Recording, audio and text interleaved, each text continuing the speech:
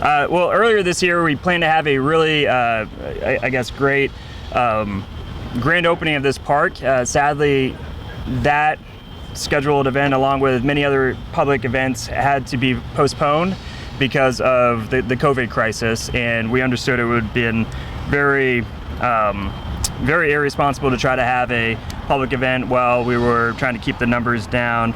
But really, right now, we still can't gather large groups, but we want to make sure that we celebrate this park, we celebrate all of our parks in Wichita, and utilize the assets we have while still social distancing and making sure that we are being responsible. So we wanted to talk about today our effort to host smaller events that are socially distanced and will be safe.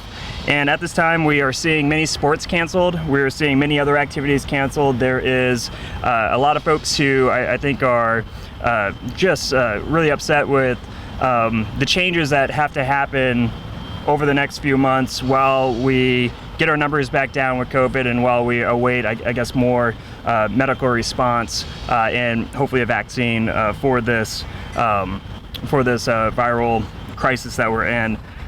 So with that, we want to be a partner as the city and make sure that we talk about what we offer as far as activities that provide social distancing, that are organized through a lens of being safe. And so that those folks who are planning out this semester, those folks who are wondering how this is going to be different and how, if you can't do a group activity that you're used to doing because it might be unsafe, what other options are there? So as a city, we're committed to talking about and providing those options. So with that, I have with me Katie, who she works with the Wichita Parks and Recreation, and last name is it Dawes? Dawes. I'm really bad with last names. So I'm going to have Katie talk about some of the activities and different opportunities that we have because she's the expert on it. So I want to welcome Katie.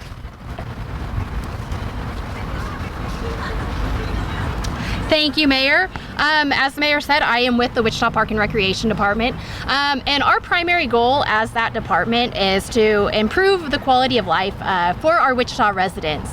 As we all know, that's been a little difficult and challenging during the pandemic, but we just want to make you aware we are working very diligently to keep everybody active and find some events for everyone during this time. But with that said, we also have a lot of exciting events and announcements coming with NAFSCAR Park. We'd like to invite everybody to our Shine Dance fitness classes here on Saturday mornings from 9 to 9:30. Those classes will take place September the 19th, October the 17th, and November the 7th. They are free classes for 8 years and older. They combine a lot of fun jazz, hip hop, and ballet moves. No experience required. It's a lot of fun. Great crowd has been coming out. We are also working on several family-friendly movies, as well as jam sessions that'll start taking place hopefully in September. We want to just make sure that it is safe for everybody, and we have everybody's well-being in mind, following all COVID-19 health guidelines. On top of that, we just want to encourage everybody to check out the Wichita Park and Recreation Facebook page to keep up to date on all of those events that will be happening. Lastly, we know that everybody can be a little bit stuck inside. If you're still a little hesitant to be coming out, we have a great online site, wichita.gov/parkandrec/online. That has a lot of great online activities for fitness classes, yoga, athletics videos, including e-gaming, and tours of some of our facilities. So again, that is wichita.gov/parkandrec/online. But hopefully we'll see everybody out and about to some of these events in NAFSCAR starting next month. But keep a watchful eye on the Facebook page. So thank you.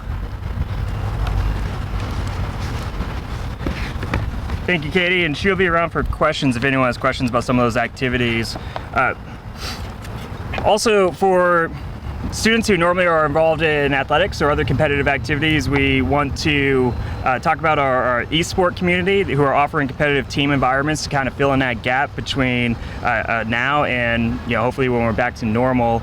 So please reach out to us. We could talk about the opportunities for our esports teams here in Wichita. We are working to try to ensure that the community at the time when many are unable to do their regularly scheduled activities have other options.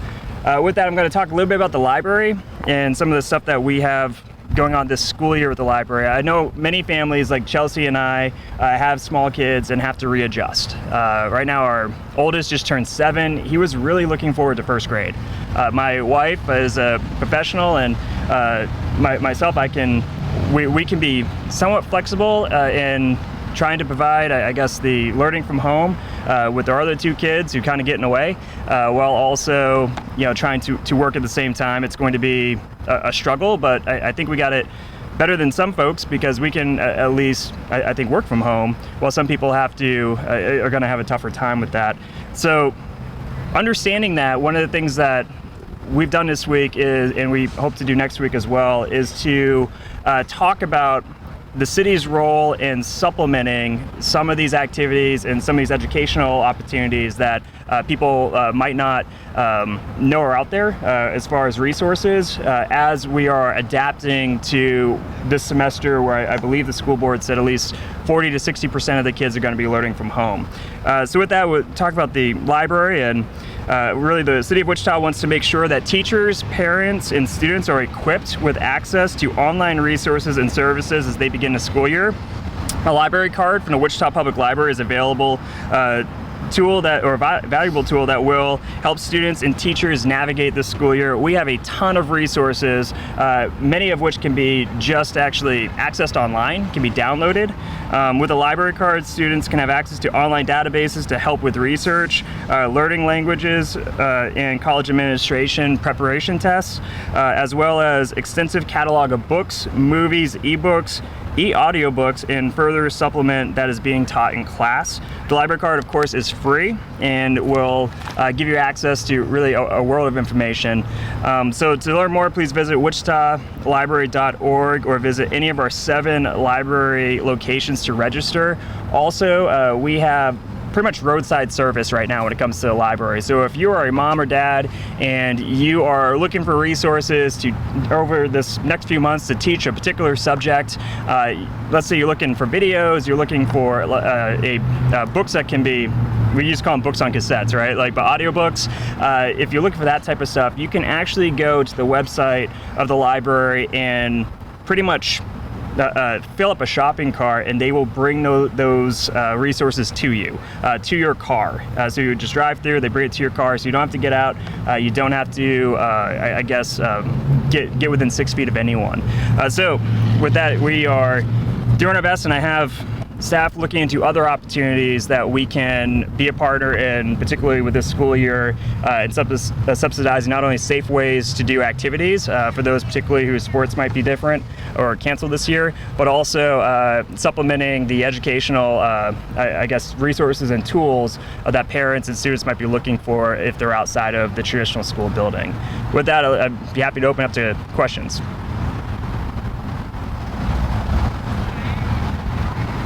About the cancellation of many sports and services, how families are feeling the struggle, especially with online school, so mental health. Yeah, and I think about this through a couple of lenses when it comes to sports and activities being canceled.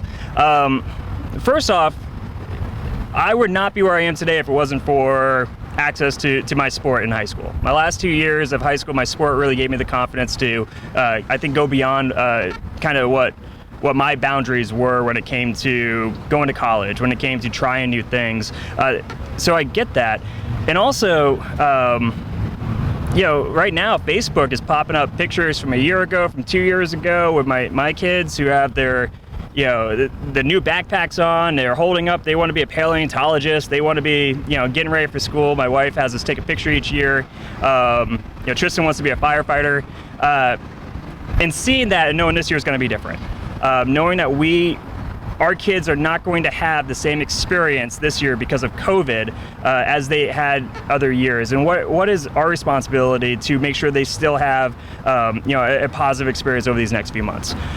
So I'm viewing it through that lens, right? My own personal experience also as a dad, but also when it comes to the school board, the reality is it's really tough, I think, for school board members who are the ones who are voting for this. They're the ones in charge of this.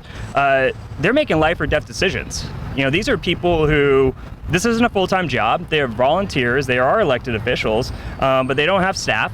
You know, they are trying to utilize the best information they have to ensure that they don't make a decision that leads to a student carrying unknowingly COVID to grandma, to their parents, or to a teacher, and having that teacher perish for this, or that person perish. So there are no easy decisions right now, and I've been saying this for a while, where I know that a lot of us, we're kind of over COVID. We want to be done with it, emotionally, right? But the numbers show we're just not there yet.